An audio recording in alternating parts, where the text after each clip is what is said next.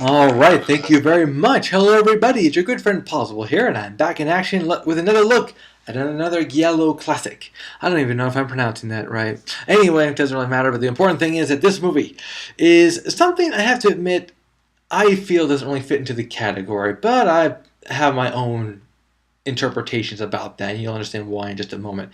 The movie we're reviewing and remembering today is the classic Cat o' Nine Tails. This is Dario Argento's take more on mystery and intrigue as opposed to horror.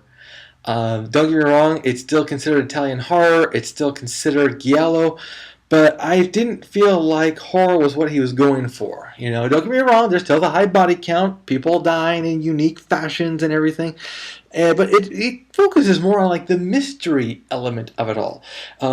Now, the movie starts out with, you'll notice I didn't say starring, and you'll find out why in a second. It starts off with Carl Malden as Franco.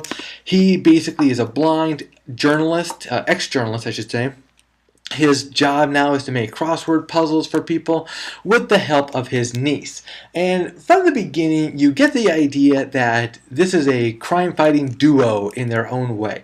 Not a duo like, you know, Cagney and Lacey or something like that, but more of a duo like the reluctant the detectives, even though they're not really detectives. He's a blind journalist with awesome instincts and an impeccable memory. She is his plucky little sidekick. That said, it starts off with these guys. They're going for a walk late one night. They overhear something, and of course he can hear it because he's blind and he's got that ultra-sensitive hearing. She doesn't really pay attention. He, you know, pretends to have his shoe untied, cliche even back in those days. And he wants to get a look at the people in the car. She can only make out one of them. Okay, a mysterious conversation. Now, the true crux of this movie is about what appears to be a failed robbery at a local genetics lab, doing research and everything. But of course, nothing is as it seems, and soon Franco is reaching out to Carlo.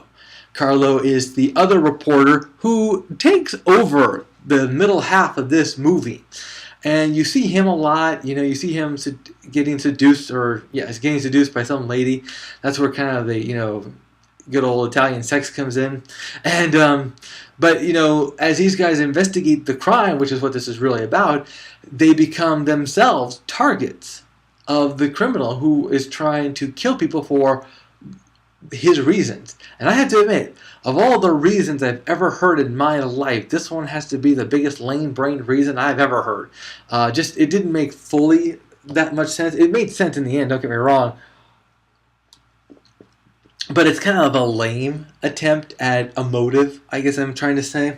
That said, I liked Cat o' Nine Tails.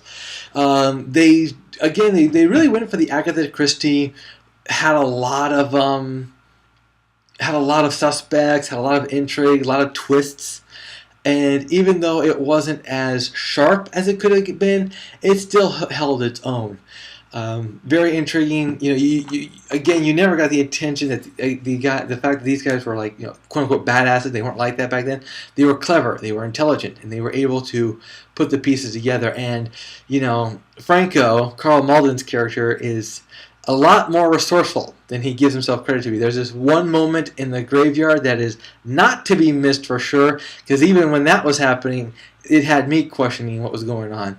But again, one other reason why I take this out of the realm of horror is because of their attempt at comedy.